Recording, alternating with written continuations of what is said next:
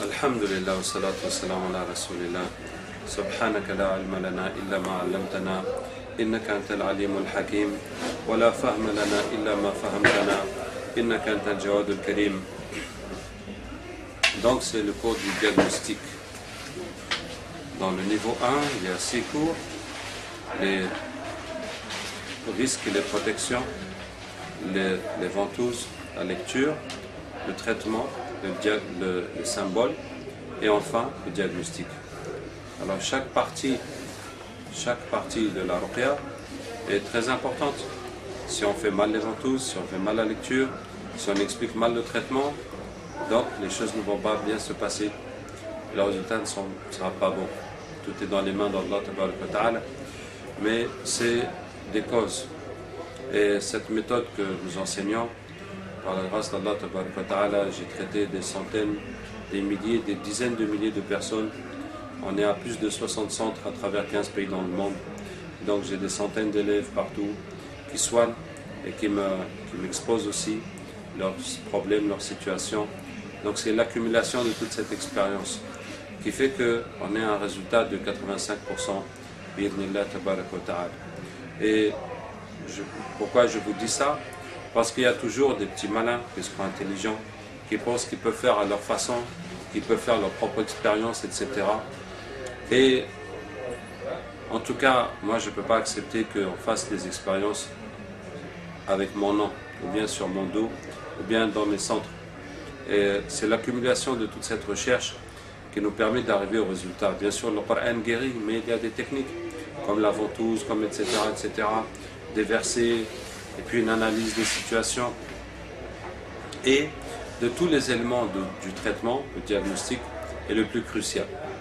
Puisque si au diagnostic, on a mal diagnostiqué la personne, on a mal compris, on a mal prescrit le traitement, ben, si ce n'est pas le traitement qu'il faut pour la personne, ben forcément, tous les autres au bout de la chaîne, même s'ils font de leur mieux, ça ne servira à rien, puisque le traitement n'est pas adapté au problème de la personne. Donc, de toutes les parties du traitement, le diagnostic, c'est le plus délicat, en tout cas, c'est le plus crucial qu'Allah Ta'ala nous aide.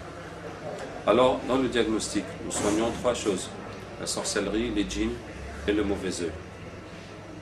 Et ces 3 choses reviennent au traitement de la sorcellerie. Pourquoi? Parce que les djinns, la plupart du temps, viennent par la sorcellerie. Et des fois, ils viennent par la vengeance, des fois, ils viennent par l'amour, des fois, ils viennent squatter, habiter dans la personne quand la personne a déjà, les djinns, la sorcellerie est déjà exposée, donc ça fait entrer les djinns. Mais le plus souvent, c'est à cause de la sorcellerie. Même dans les cas de vengeance et d'amour, souvent, il y a déjà la sorcellerie chez la personne qui a permis au djinn de rentrer. Et donc, enlever le djinn sans enlever la sorcellerie, c'est fatigant pour le raqi, pour le malade et pour le djinn avec très peu de résultats.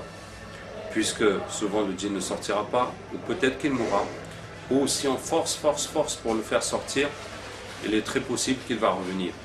Puisque la cause qui le ramène est toujours là, il y a toujours la sorcellerie. Donc c'est l'erreur de la plupart des débutants, ou bien de ceux qui ne sont pas professionnels dans la ruqya, qui essayent. Donc ils trouvent un djinn et puis ils se battent contre le djinn, alors qu'ils n'enlèvent pas la sorcellerie et puis ils ne connaissent pas suffisamment la sorcellerie pour l'enlever. Donc les djinns, le problème du djinn se résout la plupart du temps par la sorcellerie. Et si le traitement qu'on fait contre la sorcellerie, ça enlève aussi le djinn.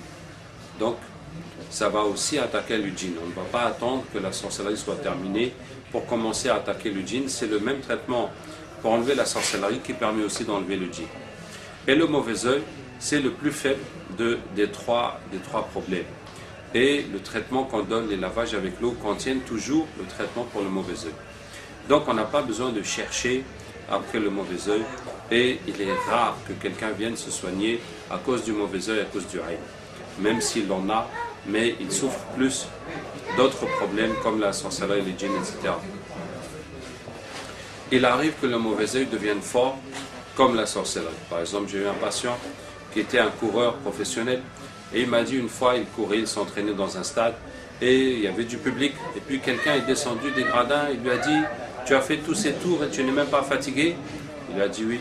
Et depuis ce jour-là, il n'a pas pu dépasser le niveau qu'il a atteint dans cet entraînement. Chaque fois qu'il court comme ça, il a des crampes dans les jambes, il est obligé de s'arrêter.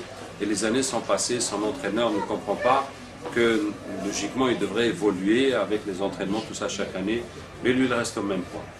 Donc quand le Aïn devient fort, comme de la sorcellerie, comme si on lui a fait la sorcellerie pour bloquer sa carrière, son avancement, on va le traiter comme la sorcellerie. Alors maintenant, pour enlever la sorcellerie, comment on fait? Alors ça dépend de la façon dont la sorcellerie a été faite. Et ça ne dépend pas de l'effet et de l'objectif de la sorcellerie. Par exemple, si vous avez mangé la sorcellerie, que ce soit pour vous empêcher de travailler, pour vous faire divorcer, pour vous rendre fou, pour vous rendre malade, de toute façon, puisque c'est mangé, c'est le même traitement. On va vous donner le sana, les herbes, le sana maké, en arabe, en français on dit gomme ammoniaque, sinon c'est connu comme feuille de séné, que le prophète sallallahu m'a recommandé pour vider le ventre, et la personne va boire ça avec l'eau coranisée et ça va partir. Donc, quel que soit l'objectif de la sorcellerie. Et donc, pour ça, pour enlever la sorcellerie, ce qui compte, c'est de savoir comment elle a été faite. Et non pas pourquoi elle a été faite. Maintenant, il y a 4 façons de faire la sorcellerie. La première façon, c'est ce qui est mangé. Et ce qui nous indique que la sorcellerie a été mangée, c'est que la personne a mal au ventre. Donc, quand la personne a des problèmes qui semblent anormaux, qui semblent relever de la sorcellerie, et ça, les symptômes sont au nombre de 4, qui montrent que la personne a de la sorcellerie. Le premier symptôme, c'est les blocages dans la vie. On n'arrive pas à travailler, on n'arrive pas à garder l'argent, on n'arrive pas à se marier, on n'arrive pas à avoir des enfants, on n'arrive pas à étudier, on n'arrive pas à passer les diplômes. Chaque fois qu'on a des projets, ça ne marche pas. Chaque fois que les gens promettent de nous aider, ils ne nous aident plus et on est bloqué. Donc des blocages anormaux et répétitifs jusqu'à ce qu'on sache bien que ce n'est pas la malchance, que ce n'est pas le hasard, qu'il y a un problème qui est en train de bloquer notre vie. Il y a une force invisible qui bloque notre vie et c'est ça même, c'est ça précisément qui est la sorcellerie. C'est une force invisible qui bloque la vie de la personne. C'est le premier effet de la sorcellerie et c'est ce qu'Allah Ta'ala dit dans le Coran. On demande d'Allah de nous préserver du mal de celles qui soufflent dans les nœuds. Regardez bien, les sorcières font des nœuds et récitent des incantations sataniques, puis elles soufflent dessus. De la même façon que quand nous récitons le Coran, nous soufflons pour nous essuyer, mais elles récitent des choses sataniques et elles soufflent dans les nœuds. Et Allah dit que ça a un effet néfaste, ça a un effet. Sinon on pourrait dire, logiquement, physiquement, matériellement, qu'est-ce que ça peut nous faire? Hélas, ça va attacher la vie de quelqu'un pour qu'il ne gagne plus d'argent, ou bien attacher le ventre d'une femme pour qu'elle ne fasse plus d'enfants, ou bien attacher la tête d'un élève pour qu'il ne comprenne plus rien à l'école. Donc, puisqu'Allah nous donne des prières pour nous protéger, pour nous soigner, c'est que ça existe. Donc, le premier symptôme, c'est les blocages dans la vie. Le deuxième symptôme, c'est les problèmes de santé anormaux. Donc, on a des douleurs bizarres, on a des maladies bizarres, on va chez les médecins, ils ne comprennent pas, on fait des analyses, on ne trouve rien, on prend des médicaments, ça ne part pas. Par exemple, si quelqu'un a mangé la sorcellerie, ça va lui faire mal au ventre.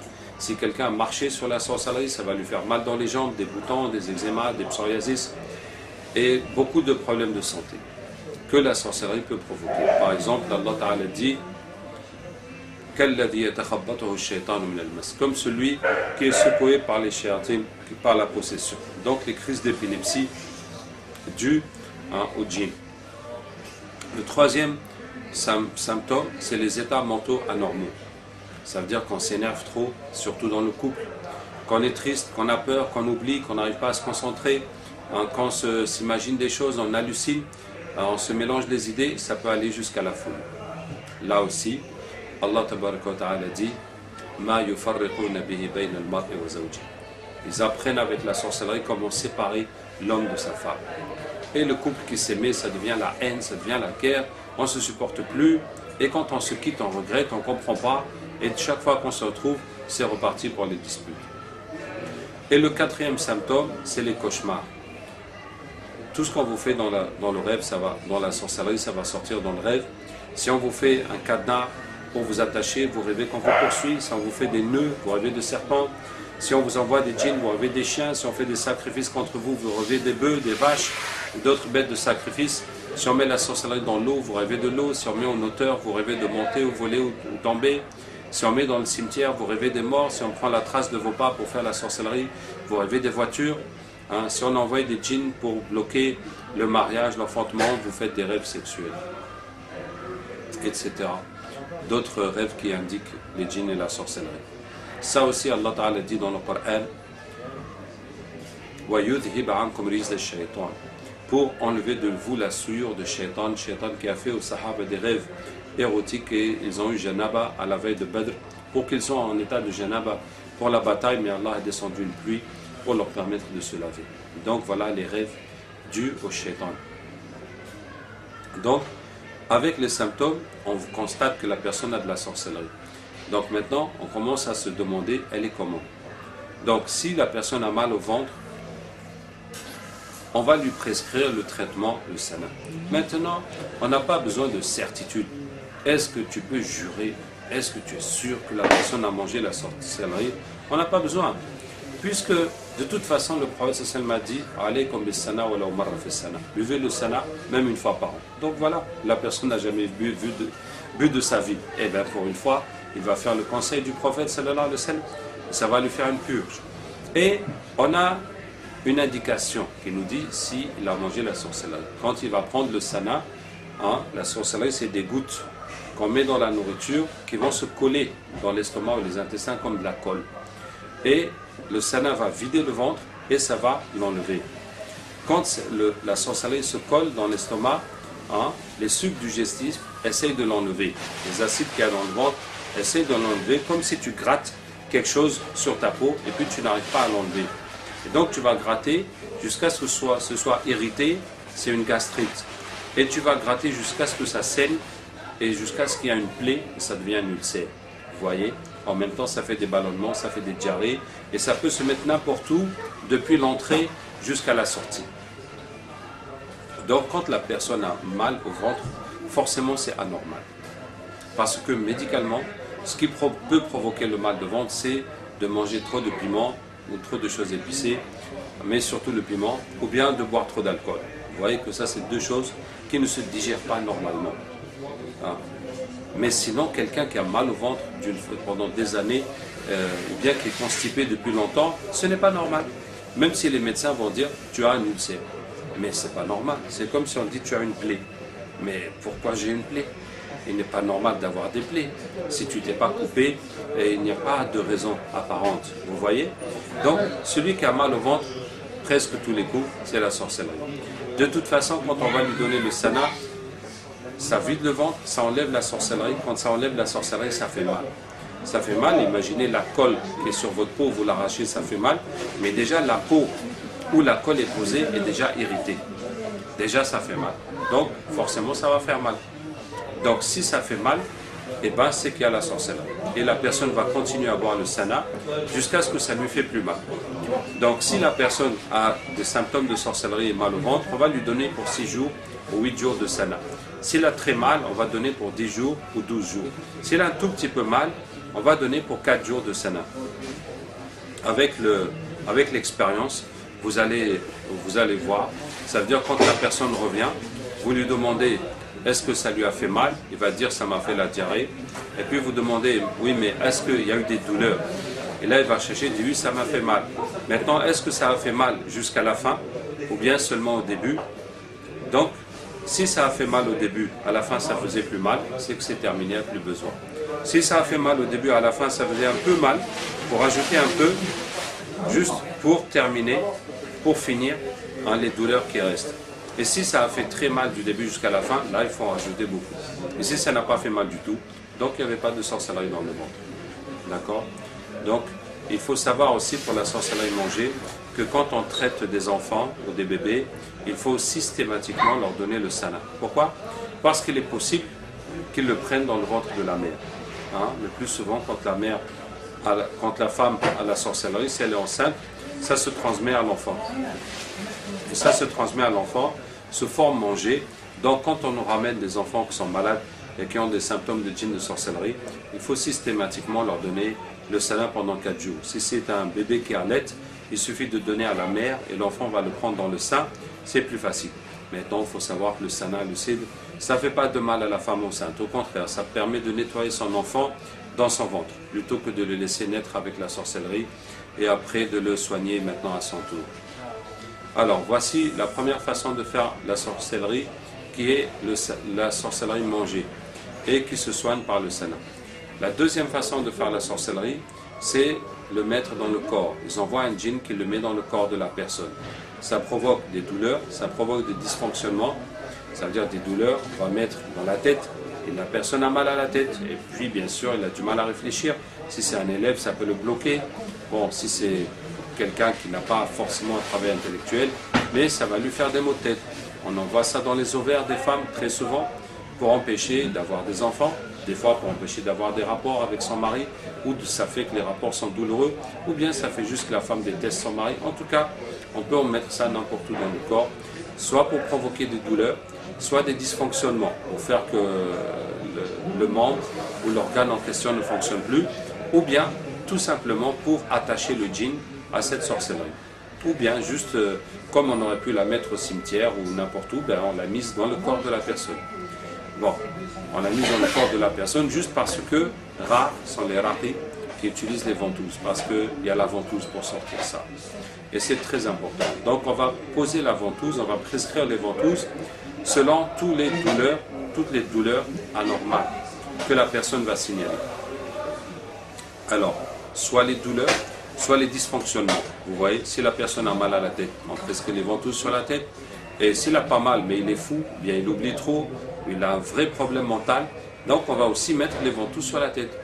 Si la femme a mal pendant les règles, on met les ventouses sur les ovaires.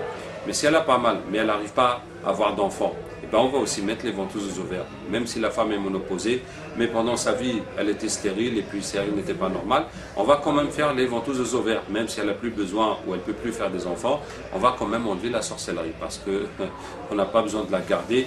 Et souvent, les djinns sont attachés avec la sorcellerie. Donc, de toute façon, il faut tout traiter. Donc, je vous dis les ventouses pour les douleurs ou bien les dysfonctionnements. Maintenant, encore une fois, on n'a pas besoin d'avoir la certitude que cette douleur est liée à la sorcellerie ou au djinn. D'ailleurs, la sorcellerie et les djinns sont très liés dans le corps. S'il y a un djinn, très souvent, il y a la sorcellerie quelque part dans le corps et le djinn est attaché à ça. Et vice-versa. Si la sorcellerie est dans le corps, très souvent, il y a un djinn qui est attaché à ça. Donc, on n'a pas besoin de dire, est-ce que, par exemple, si on fait une ventouse au cœur, de dire est-ce que c'est le djinn qui est dans la poitrine, dans le cœur, ou bien si c'est la sorcellerie qui est dans le cœur. On n'a pas besoin. Pareil pour la tête, pareil pour n'importe où. Donc on soigne le djinn, la sorcellerie en vrac, ensemble. Qu'est-ce que je disais? On n'a pas besoin d'être sûr que c'est un problème de djinn, de sorcellerie, puisque le prophète sallallahu alayhi wa sallam dit Al-hijama shifa min arba'inada. C'est un remède de 40 maladies. Donc ça fait aussi partie de la médecine chinoise. Et pour dire par exemple les aiguilles chinoises, l'acupuncture, et on sait que ça soigne des choses que la médecine occidentale ne comprend pas et ne maîtrise pas, ne peut pas expliquer, mais ils constatent que ça marche, que c'est efficace, et donc ils reconnaissent cette médecine, même si ça ne rentre pas dans leur logique du tout. C'est une logique qui est complètement différente. Et donc, c'est comme ça que les ventouses aussi, ça guérit des choses que la médecine moderne ne comprend pas. Donc, quand il y a des douleurs, même si on n'est pas sûr que c'est la sorcellerie, de toute façon, on va mettre les ventouses. Mais l'expérience nous montre que la plupart du temps, quand on fait les ventouses à la personne, toutes les douleurs disparaissent. C'est la plupart du temps, quand on parle avec les djinns, ils vont dire que c'est la sorcellerie qui est dans tous ces endroits. Donc, de toute façon, la plupart du temps, c'est bien la sorcellerie qu'on est en train d'enlever, et bien là, ça part. Même si la personne a un problème, par exemple quelqu'un s'est cassé le genou, ou bien il s'est cassé quelque chose, ou bien il a un problème au dos de scoliose, ou bien de, comment ça s'appelle, ou bien de sciatique, etc. De toute façon, on fait les ventouses. Puisque, comme je vous ai dit, la ventouse est un remède de 40 maladies. Deuxièmement, il se peut que le problème qu'il a eu soit dû à la sorcellerie. Et que c'est la sorcellerie qui a provoqué cet accident, ou ce problème de dos, etc. Troisièmement, même s'il n'y a pas de sorcellerie dedans et que le problème est arrivé Belqadar, en tout cas par le destin d'Allah, mais il n'y a pas eu de sorcellerie dedans. Quand un djinn vient dans le corps de la personne, souvent il se met dans le point faible. S'il trouve un point qui est malade, un point qui est faible, il va se loger là-bas et il va accentuer la maladie, la douleur, le problème de la personne. Donc de toute façon, on fait. De toute façon, on fait la ventouse. Maintenant, sauf pour les questions de ventre. Puisqu'on a dit que le ventre, ça c'est la sorcellerie mangée, si la personne a mal au ventre, on va lui donner le sénat à boire. Sauf encore si dans le ventre, la douleur est très précise, comme un poignard ou comme une boule, ou bien qu'il y a quelque chose comme ça qui est bien localisé dans le ventre qui lui fait mal, on va aussi faire la sorcellerie dans le ventre. Bon, si la personne a mal au ventre, elle a pris le sénat et ça ne part pas, on ne voit pas comment faire, on peut lui mettre plusieurs ventouses sur le ventre, de toute façon on va essayer. Qu'est-ce que je disais? Les ventouses. On met partout où il y a des douleurs ou bien des dysfonctionnements. Maintenant, pour les endroits où on ne peut pas mettre les ventouses comme les yeux, comme les parties sexuelles à proprement dites, eh bien on met à côté. Par exemple, les yeux, on va mettre sur le front, ou bien on va mettre sur les tempes, et puis pour les parties sexuelles, on met sur le pubis. On rase un peu et on place la ventouse. Pour les pieds aussi, c'est difficile de poser les ventouses, donc on met comme on peut dans les chevilles, ou bien en bas des mollets. Maintenant, pour mettre les ventouses, c'est bien d'avoir des petits pots. Alors, si on utilise des pots en verre, il faut acheter quelques pots petits. Alors, les petits pots, est-ce que vous voyez, c'est les pots des sauces. Sauce aioli, tartare, mayonnaise. Il y a des mini-pots. Et ces mini-pots, ils sont excellents pour poser les ventouses. Sinon, si vous pouvez acheter les ventouses à pompe, bon, on ne les utilise pas parce qu'il nous faudrait trop de ventouses et puis ils sont cassables, donc finalement ça ne nous arrange pas. Et plus ils ont des tailles, des grandes et des petites qui ne correspondent pas. Nous, c'est une seule taille dont on a besoin. Donc c'est pour ça qu'on préfère les pots en verre. Mais si vous avez une ou deux boîtes de ventouses en plastique, là il y a des très petites tailles. Et ça peut servir pour des endroits où il est difficile de mettre les grosses ventouses. Bien. Donc voici le cours des ventouses. Je vais vous raconter deux petites choses. Avant d'utiliser les ventouses, une femme qui avait la sorcellerie dans les ovaires pour ne pas faire d'enfant, on devait lui faire le traitement 7 fois. Donc elle vient, on récite le Coran sans les ventouses, on lui donne l'eau pour se laver, l'huile pour se masser, elle part, elle fait, elle revient, et 7 fois de suite comme ça. Vous imaginez, 7 fois le traitement, 7 fois se déplacer, 7 fois prendre les bouteilles d'eau pour faire une série de lavages, 7 fois aussi payer la consultation. Donc c'est vraiment, vraiment fatigant. Mais pour avoir un enfant, il faut bien y aller jusqu'au bout. Hein. Et donc, depuis qu'on fait les ventouses, ça s'enlève sur place. Vous voyez? Donc c'est pour vous dire que si on ne prescrit pas les ventouses, il est presque sûr que la personne ne va pas guérir. Donc il vaut mieux faire trop de ventouses que pas assez. D'accord? Et pour ça, si on ne prescrit pas, qu'on ne fait pas les ventouses, bon, je ne vais pas dire que c'est une perte de temps, mais en tout cas le résultat est très faible. Le résultat est très faible. Et même les djinns, il y a des gens qui tapent les malades pour faire sortir les djinns. Sachez que si on pose la ventouse dans l'endroit où il y a le djinn, ça va le déchirer parce que le djinn circule dans le sang plus que les coups, et puis c'est inoffensif pour la personne. Puisque la ventouse, on a analysé scientifiquement le sang dans la ventouse comparé au sang normal qu'on fait avec une prise de sang. On voit que le sang de la ventouse contient beaucoup plus de déchets et beaucoup moins d'éléments utiles pour le corps. Donc c'est un filtre naturel, c'est une façon naturelle de filtrer le sang, d'enlever la saleté. Donc de toute façon, c'est inoffensif. Et comme on fait la sorcellerie, comme on fait les ventouses contre la sorcellerie, on fait des petites coupures sur la peau, ça ne laisse même pas de cicatrices. Donc c'est pour vous dire que c'est inoffensif, donc c'est beaucoup mieux que de taper et beaucoup mieux que d'autres moyens d'utiliser la force. L'autre histoire que je vais vous raconter, c'est que j'ai eu un patient qui avait des blocages dans son travail, dans ses affaires, et physiquement il était costaud, il n'avait aucun problème, il avait juste une gêne, quelque chose qui lui gêne chaque fois dans l'omoplate. Et ça se coince, tiens, enlève ta veste et viens ici, donne le dos à la caméra, ça se coince toujours dans le même endroit, dans l'omoplate.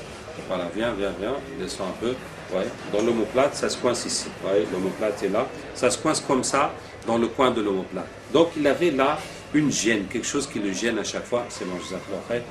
Hein? Et puis donc on a prescrit la ventouse là-bas alors qu'il n'y avait pas vraiment de douleur, etc. Et quand on a fait le captage, le djinn a dit que c'est là-bas qu'on lui a mis la sorcellerie, c'est là-bas que le djinn est. Vous voyez? Donc dans ce cas, vraiment, si on n'avait pas fait la ventouse, on serait passé à côté du problème. Et il va partir se laver, faire l'huile, tout le sana, et rien n'a bougé dans son problème, vous voyez. Donc c'est très important, cette prescription de la ventouse, de ne pas la rater, de ne pas passer à côté. Alors pour la tête, on met la ventouse à la nuque. Et quand on dit la nuque, c'est l'os qui est à la base de la nuque.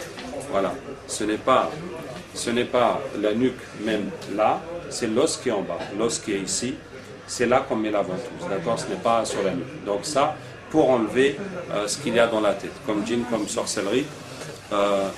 Mais si ça ne suffit pas, si les maux de tête sont trop forts, ou que la personne est folle, d'accord? Donc soit les douleurs, ou soit les dysfonctionnements. Si on voit que c'est trop, ou bien la personne, ça fait tellement d'années qu'elle souffre de la tête, etc., donc il va falloir aller plus loin. Donc on a soit le front, mettre sur le front. Maintenant, le front, l'inconvénient, c'est que les personnes à peau blanche ou à peau claire, ça va leur laisser une marque pendant 4 jours, une semaine. Alors si quelqu'un travaille et il est exposé, ça risque d'être gênant. Donc c'est ça qu'il faut voir. Si quelqu'un ne travaille pas, par exemple c'est un fou qui ne sort pas de la maison, bon, de toute façon, voilà, donc il n'y a qu'à faire. Mais si quelqu'un travaille, et surtout s'il est exposé, en tout cas il faut voir. Maintenant, si ça ne suffit pas, on peut le faire sur la tête. Maintenant, sur la tête, si ça dépend des gens. Il y en a que ça ne les dérange pas de faire la boule à zéro, etc. Bon, il y en a que ça peut le déranger. Et si c'est les femmes, c'est plus gênant. Mais donc c'est pour vous dire que selon la gravité de la situation et selon l'état de la personne, on va faire sur la tête ou pas faire. Vous voyez, par exemple, aujourd'hui on a un patient qui a un kyste dans la tête entre l'os et le cerveau, et ça commence à grossir. Là, franchement, on a rasé pour faire la ventouse, parce que là, la gravité de la situation est énorme. De toute façon, si on va l'opérer sur la tête, on va lui faire la boule à zéro. Ça, c'est clair. Voilà. Bon, pour les femmes, bien sûr, on évite de faire sur la tête, mais quand ça devient nécessaire, ben, on va faire. Parce que sinon, on rase juste l'endroit, et après, on recouvre avec, si la femme a assez de cheveux, elle peut recouvrir avec les cheveux, ça passera inaperçu, mais il y aura quand même un trou dans sa chevelure. Voilà. Donc, la deuxième façon de faire la sorcellerie, c'est ce qui est déposé dans le corps. Et pour ça, on prescrit les ventouses. On prescrit aussi l'huile et l'encens. Donc, l'huile, à quoi ça sert l'huile dans le traitement? Donc, la personne va se laver avec l'eau, ça c'est dans tous les traitements, 12 jours de lavage. Alors, bon, c'est historique. Au début, quand j'ai appris avec mon chef, c'était 7 jours. Et puis, on a trouvé des cas où il y avait plusieurs sorcelleries. On est passé à 9 jours. Quand je suis passé à aller en Afrique, on est passé à 12 jours parce qu'il y a beaucoup. Et on préfère faire le maximum pour tout le monde. Donner le maximum à tout le monde. Donc, c'est toujours 12 jours de lavage. Ça, c'est pour tout le monde de toute façon. Alors, quand la personne se lave avec l'eau, après, on lui dit de se masser avec l'huile. Ce n'est pas tout le monde. S'il y a des douleurs, ou des maladies physiques, ou qu'il y a trop de djinns qui touchent la personne, par exemple une femme qui fait des rêves érotiques tout le temps, donc elle va se masser tout le corps avec l'huile. Si le problème est localisé, on peut masser que l'endroit où il y a un problème. Bon, si c'est général ou qu'il y a trop d'endroits localisés, donc la personne va se masser tout le corps avec l'huile. Donc l'effet de ça, c'est que quand elle va dormir, ben, pendant toute la nuit, le Coran va continuer d'agir sur elle. Et s'il y a un djinn qui est dans son corps, ben, c'est comme si on lui a mis un habit ou un manteau de feu. Donc ça va le brûler tant que c'est là. Et si un djinn de l'extérieur veut rentrer en elle ou en lui, bon, ben, ça va beaucoup lui compliquer la tâche. Comme si tu traverses, tu vas rentrer dans une maison qui est en feu. Bon, vraiment, c'est pas... En tout cas, c'est dissuasif. Donc l'huile, voilà. Maintenant aussi, on prescrit l'encens pour la personne. Donc c'est en fonction des douleurs et de ce que la personne vit comme djinn, comme rêve, etc. qu'on prescrit l'huile. Et aussi l'encens. Donc l'encens, alors je vous raconte l'histoire. La première patiente qu'on a eue qui a utilisé l'encens, elle avait un djinn amoureux. Chaque fois, elle rêvait des rapports sexuels. Et ça partait pas avec le traitement. Donc elle a eu l'idée. Mais c'est comme ça fait partie de la ruqya. Parce que quand les sahaba ont soigné le chef de tribu qui étaient piqués par un scorpion avec la Fatiha, ils sont rentrés. Et le prophète m'a dit au Sahabi, Wama adraka annaha ruqya. Comment as-tu su que la Fatiha peut soigner? Qala shay'un ulqiya ilay aw shay'un ulhimtuhu. Il dit c'est venu dans ma tête ou bien j'ai été inspiré. Donc ça fait partie de la ruqya, de demander à Allah, de chercher jusqu'à ce qu'on a une idée, Allah Ta'ala nous donne une idée de faire ça. Bien entendu, il faut que ces idées soient dans le cadre islamique, hein, mais en tout cas c'est possible. Et qu'est-ce que je disais? Donc elle a eu l'idée qu'elle va se laver avec l'eau du Coran et après elle va se mettre un pagne, attacher un pagne à la taille, et puis réciter le Coran dans l'encens et allumer cet encens en dessous de son pagne, donc pour que ça prenne justement sur ces parties et donc pour chasser le djinn de là-bas. Et quand elle a fait ça, après elle a rêvé du djinn qui n'avait plus de sexe. Voilà, son sexe a été grillé, hein, avec la fumée de l'encens. Bon, même si le djinn est encore là, il n'a plus de quoi toucher la femme, ça fait déjà un problème en moins. Donc quand elle m'a raconté son expérience, on a commencé à prescrire l'encens pour les femmes. Et vous voyez, je vous dis que par la grâce d'Allah, ceux et celles qui en souffrent et ceux qui ont essayé de soigner ce problème peuvent apprécier la valeur de cette solution. Pourquoi? Parce que malheureusement certains raqis sont tentés d'y mettre la main pour sortir le djinn de là-bas, parce que voilà, on peut taper la tête, le cou, et les jeunes disent ah, je m'en fous de toi, moi c'est pas là-bas que je suis, hein.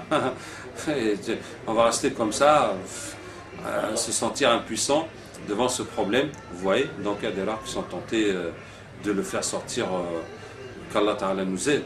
Donc il y a des limites, franchement, on soigne, bon, on est obligé de soigner les femmes, la plupart des soignants sont des hommes et la plupart des malades sont des femmes. Mais il faut faire attention parce que qu'Allah Ta'ala nous aide, sinon ça devient autre chose. Donc cette façon, vous voyez comment elle est douce et puis elle est super efficace et la femme va faire ça tranquillement chez elle, voilà, vraiment, dans le respect total de son intimité, de son corps. Donc l'encens, surtout pour les djinns amoureux et d'une façon générale pour les djinns qu'il y a sur la personne.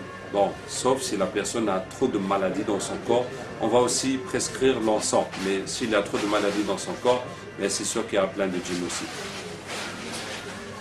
Et ensuite, éventuellement, on va prescrire le khol.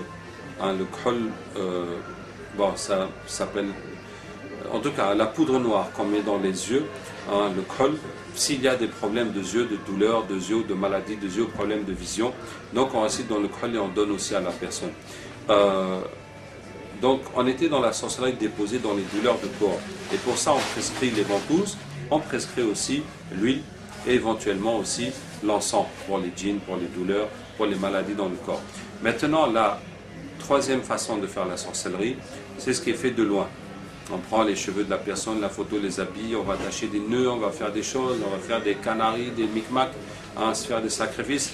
Et après on va mettre au cimetière, on va mettre dans un puits, on va mettre dans un arbre, on va mettre dans une rivière, etc. Donc comment on fait pour enlever ça? Eh bien on en a parlé dans le cours des symboles. Et donc il faut faire la prescription des symboles. D'accord?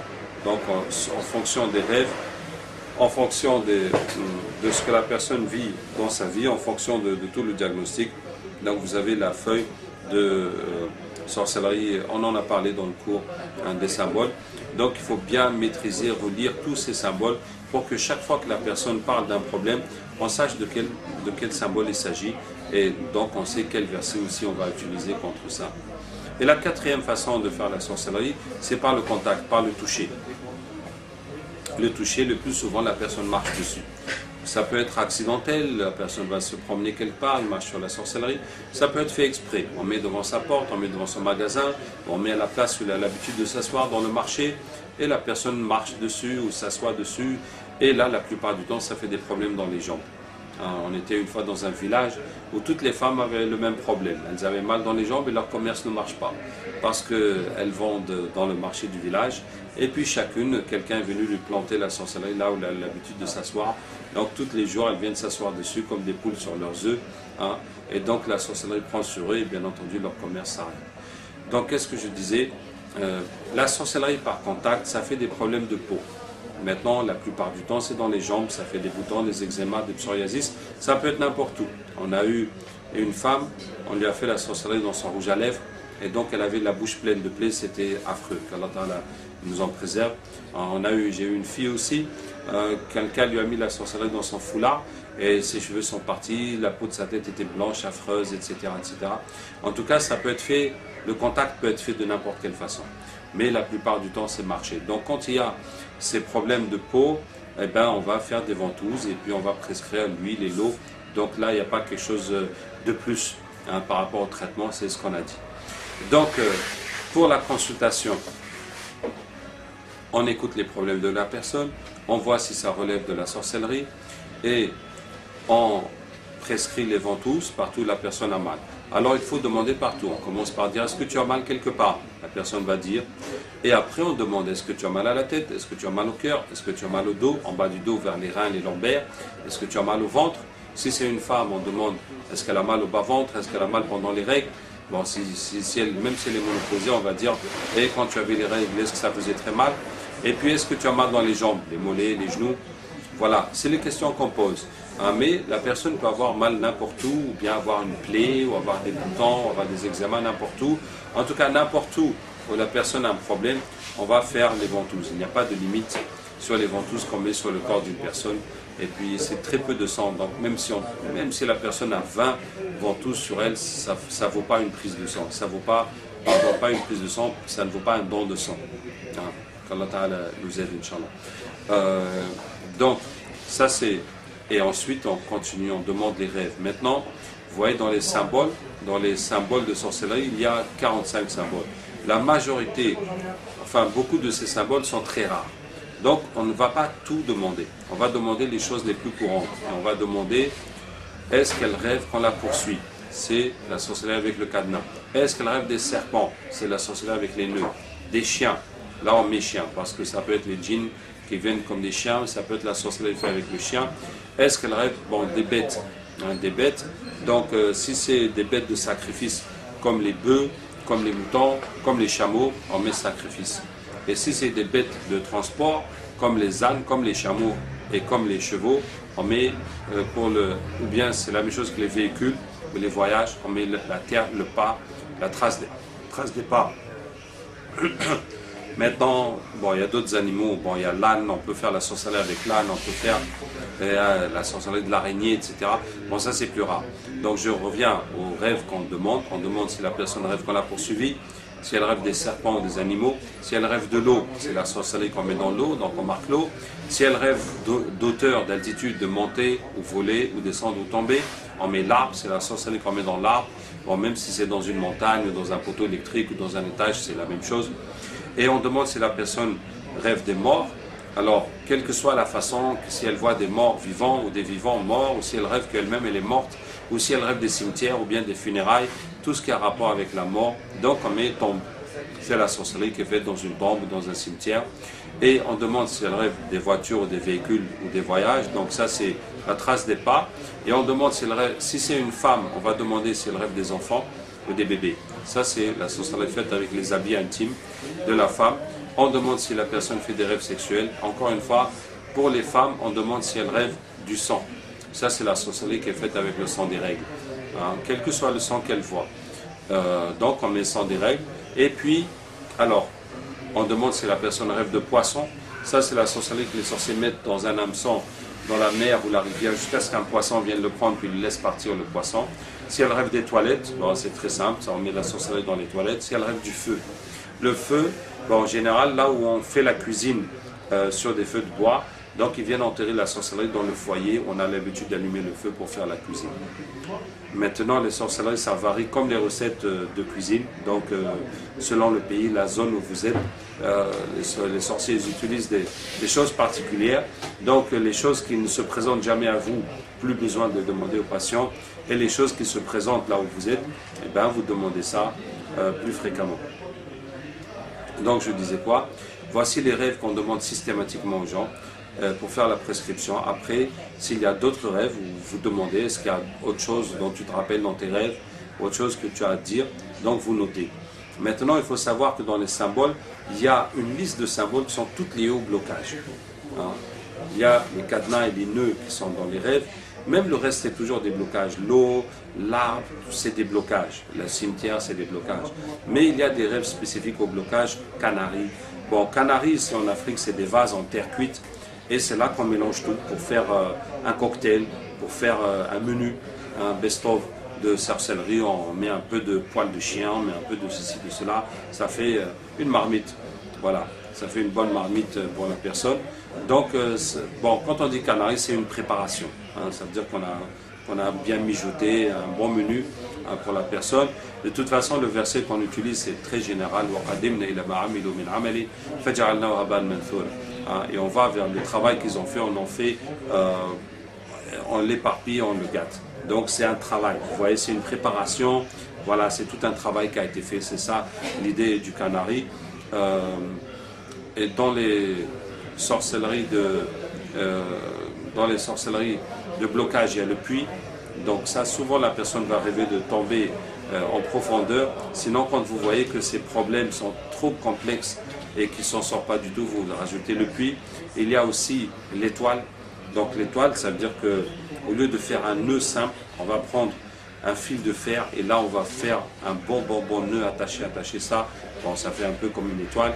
En tout cas, il y a plusieurs façons de compliquer le nœud. Si vous voulez, ça fait un nœud très compliqué quand on parle d'une étoile. J'ai eu une fois un patient où les djinns ont dit que le sorcier a passé toute la nuit à faire des nœuds. Donc, vous voyez, on peut faire des nœuds plus compliqués que des simples nœuds. Donc, il y a aussi l'étoile. Bon, voilà, donc consultez la liste, il faut essayer de s'imprégner. Donc chaque fois que vous voyez que les blocages sont plus complexes et plus complexes, vous rajoutez encore des symboles par rapport à ça. Alors, il y a des façons de renforcer le traitement. Si vous voyez que par rapport au problème de la personne, vous voyez que le traitement qu'on donne ne va pas suffire pour tout enlever en une fois. Parce que notre objectif est toujours ça. Hein.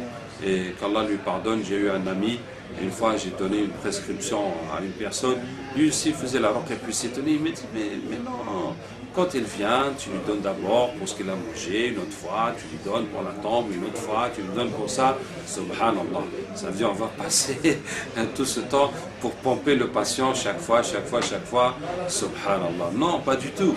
On va tout faire pour tout enlever du premier coup. Hein. Franchement, le business, on n'en a rien à cirer. Et déjà, comme ça, on est très débordé de gens. Donc, on n'a pas besoin de faire poireauter la personne, de la faire revenir et revenir pour la sucer à petits coups. Qu'Allah Ta'ala nous en préserve. Donc, notre objectif, à chaque fois, c'est de tout enlever du premier coup. Ce n'est pas toujours possible, mais c'est toujours notre objectif. Hein, c'est toujours notre objectif. On essaye, on fait de notre mieux.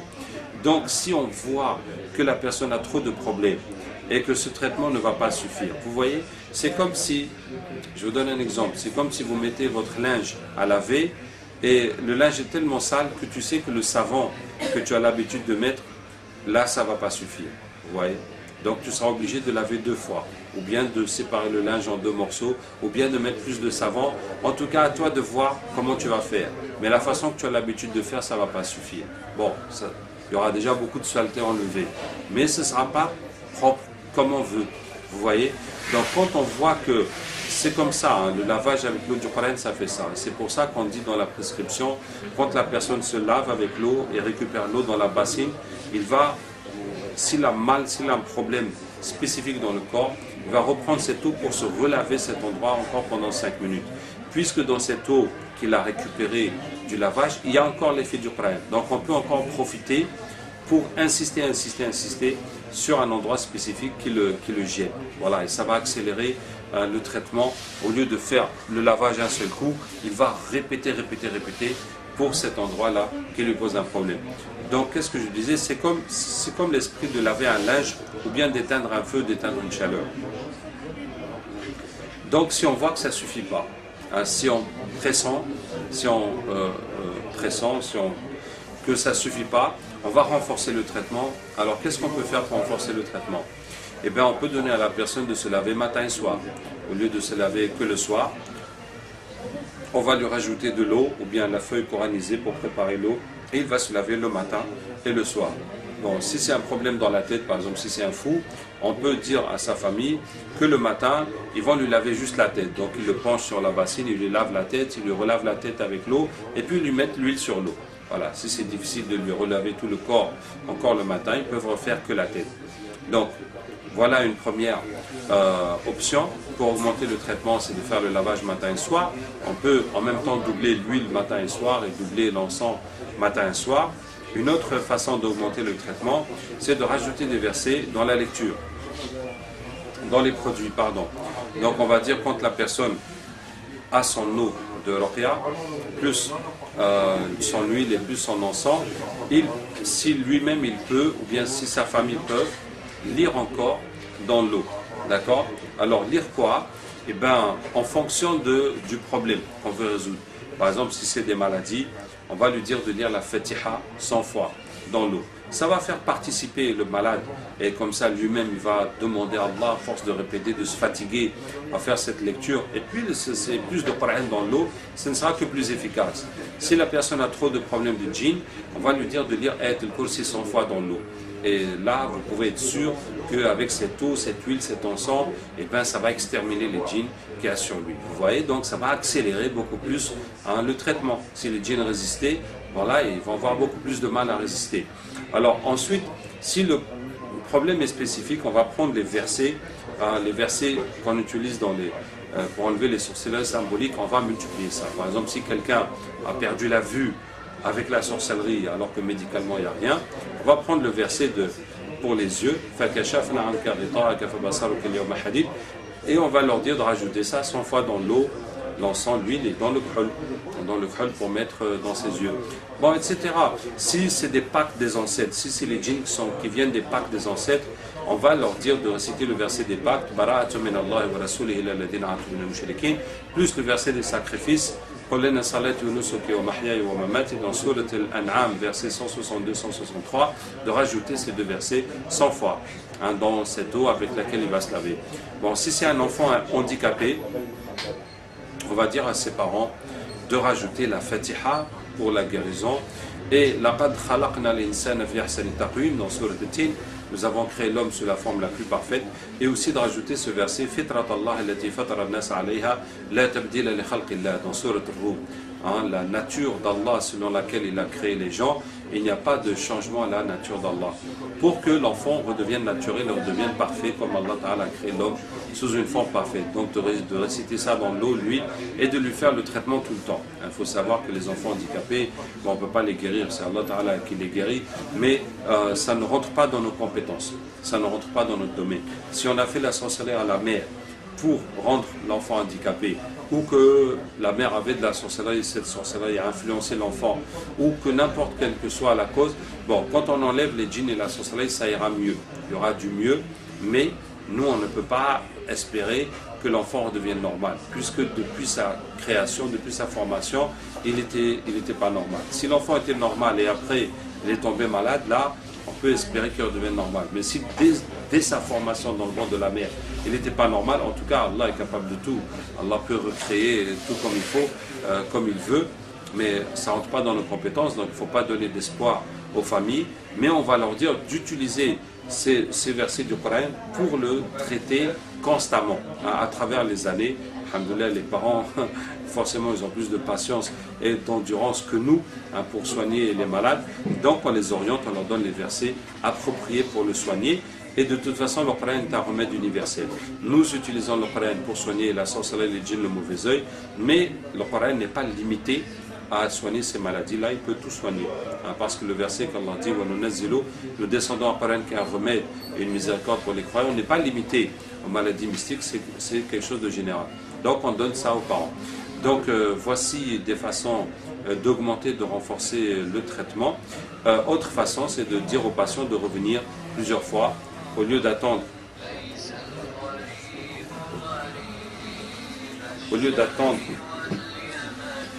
On va dire aux patients de revenir, au lieu d'attendre de terminer les 12 jours pour repasser en consultation, on va lui dire de venir après 6 jours, ou bien après 3 jours, ou même tous les jours, si on voit que son cas est grave et nécessite plus de lecture et plus de ventouses. Donc on lui dit de revenir autant qu'il faut, Inch'Allah. Qu'Allah Tabarak wa Ta'ala nous aide et nous guide. Est-ce qu'il y a des questions sur le diagnostic?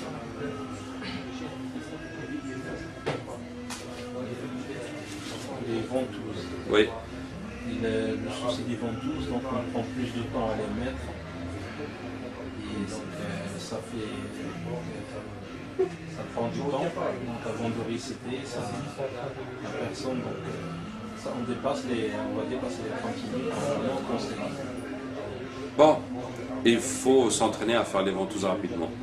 Et puis il faut qu'il n'y ait pas trop de patients à ventouser. Ça veut dire si c'est 2 ou 3, à la limite 4 personnes, bon, il faut commencer par celui qui en a le plus. Comme ça, une fois qu'il est fait, les autres vont passer plus vite.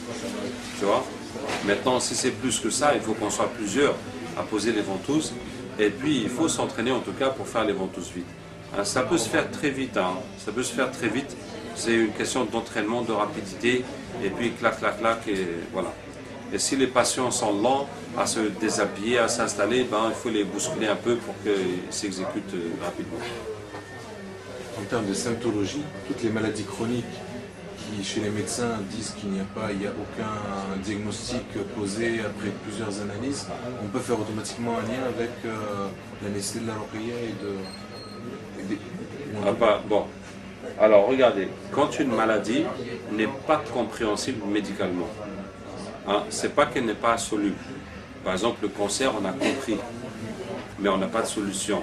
On a des solutions vraiment qui ne sont pas efficaces. Ça veut dire que ça n'arrête pas le cancer, on coupe ou bien on fait une chimio, ça arrête tout le corps. Tu vois, mais le cancer même, on ne sait pas comment le stopper. Bon. Donc, quand une maladie n'est pas compréhensible, c'est très probablement dû à la sorcellerie. Ouais. Par exemple, le psoriasis. C'est des boutons, des eczémas qui apparaissent et on ne comprend pas. On analyse, on ne trouve rien. Et on ne peut qu'observer. On a donné un nom. Et on dit ça apparaît brusquement. On n'arrive pas à déterminer une cause. Et puis souvent ça évolue. Ça veut dire ça augmente, ça diminue, ça se déplace. Et souvent ça gratte. Des fois il y a du pu, tout, mais des fois il n'y en a pas. Et des fois ça part. Mais la plupart du temps ça ne part pas, il n'y a aucun traitement. Vous voyez que ce n'est pas normal, subhanallah, avec l'évolution de la médecine où ça en est, d'avoir aucune explication sur ça, c'est pas normal. Et nous savons que c'est parce qu'il y a eu un contact avec la sorcellerie. Ouais. Donc voilà, pas besoin de chercher. C'est ça. Si j'ai un exemple précis, par exemple quelqu'un qui a des migraines, une sœur qui aurait des migraines chroniques, la seule réponse qu'on pourrait lui donner c'est hormonal. Sans pouvoir lui donner de traitement particulier, sans pouvoir lui donner de réponse particulière à sa difficulté. Et justement, hormonal, ce n'est pas une explication. C'est ça. Sauf que c'est la seule réponse qu'on lui donne médicalement. Oui, vos hormones sont déréglées. Donc, pourquoi est-ce que vos hormones sont déréglées? On ne sait pas. Bon, c'est dans le cerveau. Si c'est dans le cerveau, on peut dire c'est le stress ou je ne sais pas ce qui se passe dans votre tête. Vous voyez? Bon, effectivement, ça c'est un cas. Souvent, c'est la sorcellerie, les djinns qui font ça, ou le mauvais œil. Presque toutes les maladies qui sont inexpliquées médicalement sont dues à la sorcellerie au djinn. Oui. La dernière fois, il y a une semaine, j'étais à Paris, donc il y a quelqu'un qui m'a demandé concernant... Pose la question. On parle de ça, c'est la question même. Oui, elle me demande pour le serpent, tout le temps. Elle n'arrête pas. Oui, ben, c'est la sorcellerie. On a dit les serpents, c'est quand on vous fait des nœuds pour bloquer votre vie. Donc il faut voir est-ce que dans sa vie les choses sont bloquées ou avancent normalement. Donc on va trouver des blocages. Elle n'arrive pas à trouver un mari, elle m'a dit. Voilà. Ben, c'est ça, je vous ai dit à 4 symptômes. Les blocages dans la vie, les problèmes de santé anormaux, les états mentaux anormaux et les cauchemars. Quand vous voyez ça, vous savez que c'est la sorcellerie et les djinns. Est-ce que ça, on peut le faire partir d'un coup Bon, ça, comme il a dit, rêve de serpent, elle n'arrive pas à se marier, ça peut partir d'un coup, Inch'Allah. Et moi, par rapport à ce qu'on m'avait dit tout à l'heure. Non, on est dans un cours ici. سبحانك اللهم وبحمدك نشهد ان لا اله الا انت نستغفرك ونتوب اليك سبحان ربك رب العزه عما يصفون وسلام على المرسلين